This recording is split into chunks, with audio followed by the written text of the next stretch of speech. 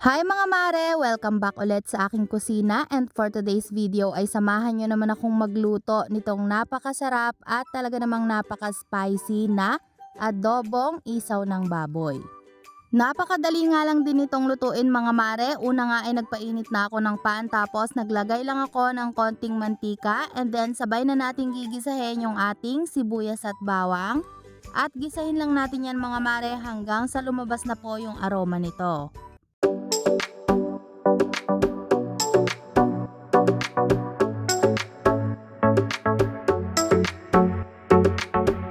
At kapag nga po ganitong golden brown na at lumabas na yung aroma nito, ang next naman ay ilagay na natin yung ating bulaklak. Ito po yung ginagawang chicharon bulaklak. Tapos next naman mga mare ay isunod na rin natin yung ating isaw ng baboy. Bale ito pala mga maring gamit ko ay pinalambot ko na o nilaga ko na kanina.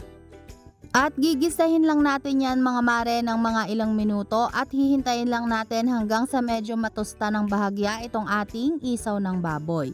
Mas masarap kasi mga mare kapag medyo tostado itong ating isaw ng baboy. Maglalagay na rin pala ako dito mga mare ng 2 teaspoon ng durog na paminta.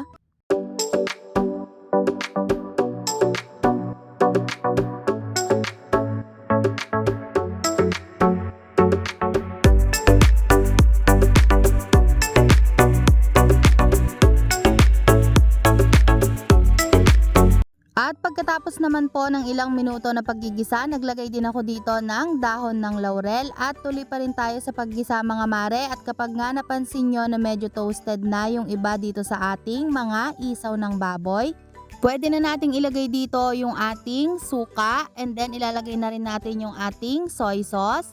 Maglalagay din ako dito mga mare ng 2 sachet ng oyster sauce. At haluin lang natin itong mabuti mga mare para naman ma-incorporate yung mga inilagay natin dito na mga pampalasa.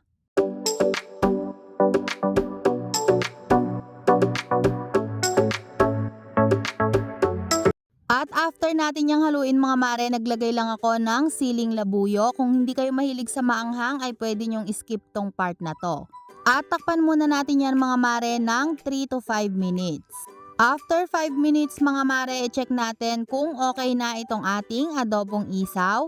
At this point mga mare, okay na to, pero mas gusto ko kasi sa ganitong luto na medyo nagmamantika, kaya naman lulutuin ko pa to ng another 5 minutes.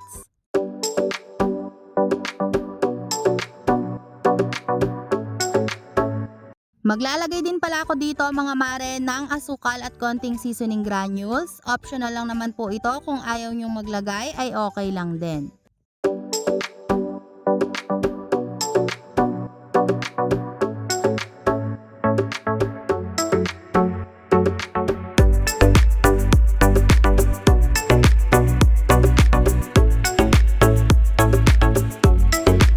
At ayan mga mare, pagkatapos nga ng ilang minuto ay nagmamantika na itong ating adobong isaw, kaya naman okay na to. Ganito yung gusto ko mga mare sa adobong isaw, yung nagmamantika siya. At hanggang dito na lang mga mare, sana po nagustuhan nyo itong ating pang-ulam recipe for today. And thank you so much guys for watching, and see you again sa ating susunod na pang-ulam recipe. God bless!